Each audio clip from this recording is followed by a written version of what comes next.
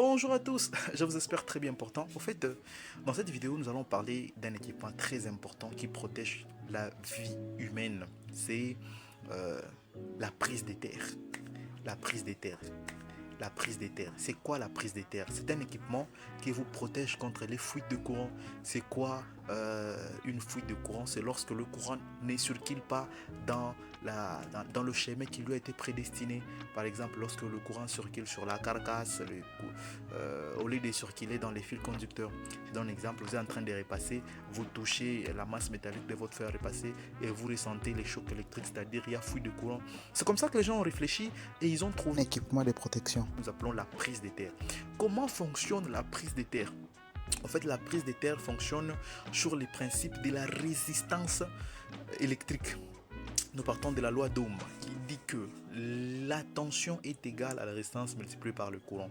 Et c'est pourquoi en électricité on dit que le courant ne circule que dans le chemin le moins résistant. Il faut qu'on puisse avoir une résistance très faible pour que le courant circule normalement. C'est comme ça qu'on a conçu ce que nous appelons la prise des terres. Comment concevoir une prise de terre? Ça, on garde ça pour nous, hein. Pour nous les électriciens, ça fait partie des Jonathan au Kamakuta. Comment concevoir une prise de terre? Alors, si vous concevez votre prise de terre dans votre installation, qu'est-ce qui va se passer? Lorsque une personne touche une masse métallique qui fait passer du courant, le courant sera obligé de choisir entre passer dans le corps de la personne ou passer par le fil des terres. Vous voyez. Maintenant, comment est-ce qu'il va choisir? Je venais de dire tout à l'heure que le courant n'est choisi que le chemin le moins résistant. On va faire en sorte que la prise de terre puisse avoir la résistance la plus faible possible par rapport au corps humain. C'est-à-dire, par exemple, généralement, si le corps humain a 1000 ohms de résistance électrique, on va faire en sorte que notre prise de terre puisse avoir, par exemple, 100 ohms maximal. Alors, si vous touchez, le courant, au lieu de passer dans 1000 ohms qui est moins G, le courant va choisir de passer dans les 100 ohms qui est dans la terre. C'est simple. Prenons, vous avez de l'eau, hein, vous avez un courant d'eau et vous mettez une barrière. Et de l'autre côté, vous laissez un petit passage. Si vous mettez un très gros barrière ici, qu'est-ce qui va se passer?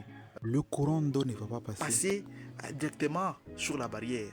Le courant va commencer à passer là où vous avez laissé l'espace. C'est comme ça. C'est comme ça avec la configuration de la prise des terres. C'est ça.